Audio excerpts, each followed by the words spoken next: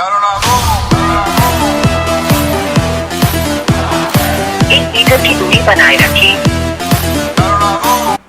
guys, this is episode 7 and the letter G, and I'm going to begin by talking about geriatrics. Older people we know are the most affected by COVID-19.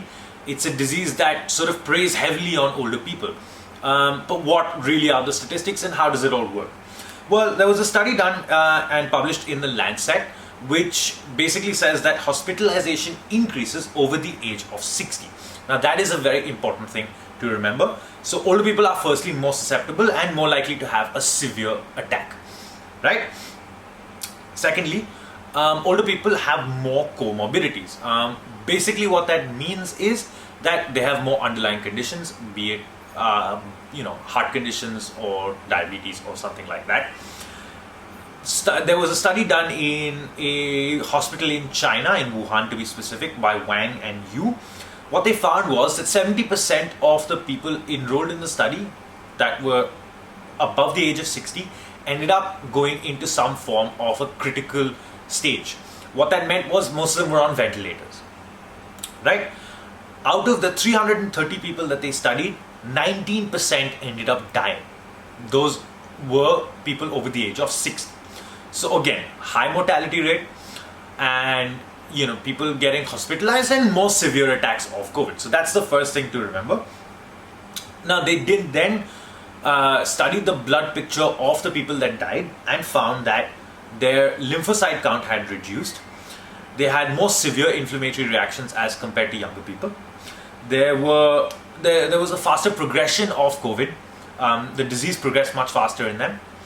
And also, the minute they went into a condition called ARDS, which is acute respiratory distress syndrome, everything just progressed faster and led them to their deaths.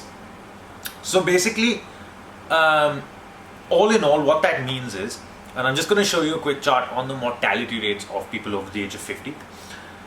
And yeah, you can see that for people over the age of 80, it's 14.8%. So that's the scary bit.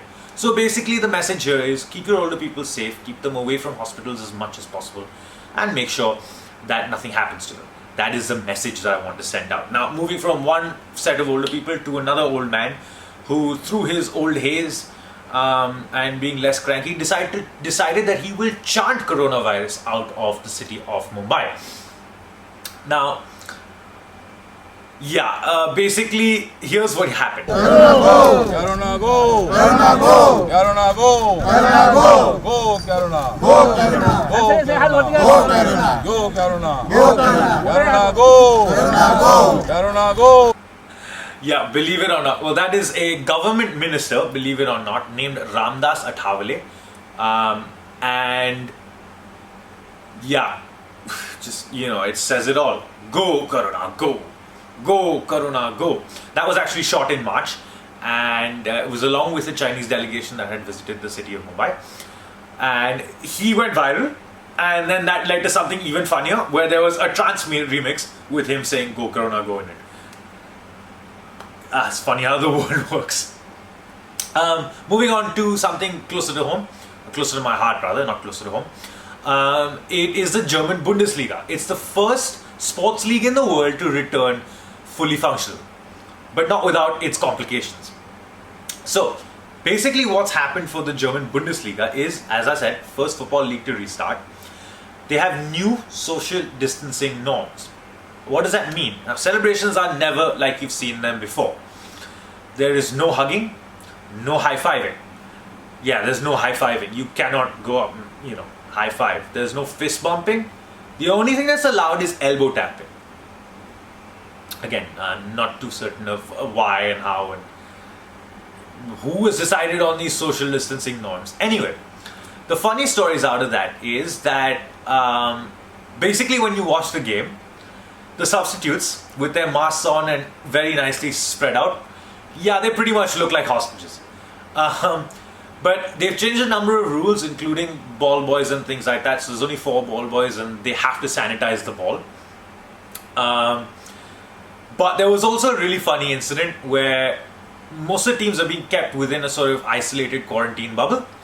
And here's the funny bit. The coach of FC Augsburg decided to go for a walk.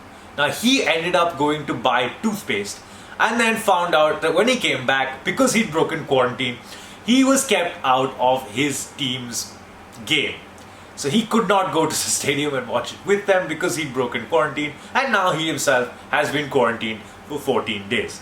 The irony of that entire situation, I hope, is not lost on anybody.